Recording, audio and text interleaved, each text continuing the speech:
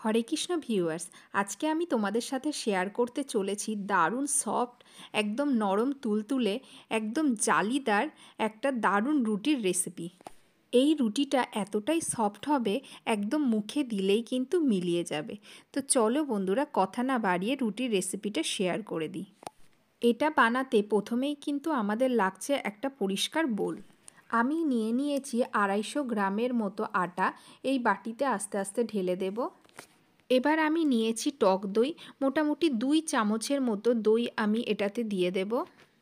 তারপরে এটার মধ্যে 2 চামচ মতো সাদা তেল আমি মিশিয়ে দেব।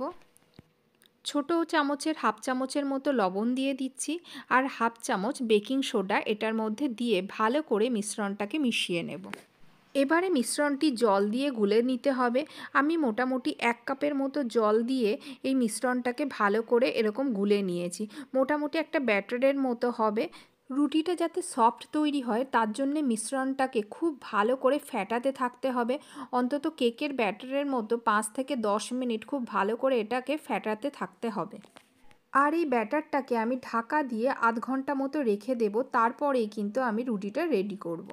আধা ঘন্টা রেস্টিং টাইম দেওয়ার পরে আমি গ্যাসে প্যানটা বসিয়ে দিয়েছি এবং বাটারটা আমি ভালো করে প্যানে ব্রাশ করে নিচ্ছি। খুব বেশি তেল বা বাটারের দরকার হয় না, একদমই লেস অয়েলেই কিন্তু এই রুটিটা বানিয়ে নেওয়া যায়। ভালো করে প্যানটা গরম করে নিয়ে মোটামুটি 1 থেকে 1.5 চামচের মতো ব্যাটার আমি এর মধ্যে দিয়ে দেবো। গ্যাসটাকে কিন্তু বাড়িয়েই এটা করতে হবে, প্যানটাকে খুব ভালো করে গরম করে নিতে হবে। ব্যাটারটা দিয়ে দেওয়ার পরেই এরকম ধীরে ধীরে জালিদার হতে থাকবে। দেখো ফুটো ফুটো হয়ে যাচ্ছে।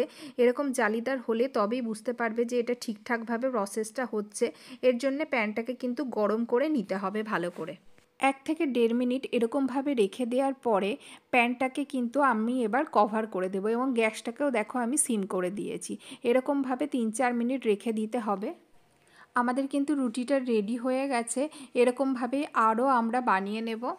এইভাবে আরও কয়েকটা বানিয়ে নেব। প্রথমে বাটারটা ব্রাশ করে নিয়ে প্যানটাকে গরম করে নিয়ে ব্যাটারটা দিয়ে দেওয়ার পর মোটামুটি 3-4 মিনিটের মধ্যেই কিন্তু একটা রুটি রেডি হয়ে যাবে। 3-4 মিনিট ঢাকা দিয়ে রাখলেই কিন্তু দু পিঠই খুব ভালোভাবে সফট হয়ে যায়। কিন্তু আপনারা চাইলে এটাকে আরেকটা পিঠেও শিখে নিতে পারবেন। প্যানকেক এই রুটি বা পরোটা আমাদের কিন্তু একদম রেডি হয়ে গেছে। এটাকে আমি একটু পালক পনিরের সাথে সার্ভ করে দেব। বাড়িতে আমি আজকে পালক পনির বানিয়েছি, এটা দিয়েই আজকে গোপালকে সার্ভ করে দেব। গরম গরম পালক পনিরের সাথে আমি কিন্তু এই রুটিগুলো সার্ভ করে দিয়েছি এবং এটা কতটা নরম হয়েছে তোমরা দেখতে পাচ্ছ। এই রুটিগুলো কিন্তু খুবই সফট হয়, খেতে খুবই ভালো লাগে। এখন আমি তুলসী পাতা দিয়ে গোপালকে ভোগ লাগিয়ে দেব। তো কেমন লাগলো বন্ধুরা আপনাদের এই রেসিপিটা অবশ্যই কমেন্ট করে জানাবেন। আর যেসব বন্ধুরা আমাকে কমেন্ট করে থাকেন তাদেরকে অসংখ্য ধন্যবাদ। আর যারা নতুন দেখছেন তারা অবশ্যই আমার চ্যানেলটাকে ফলো করে দেবেন।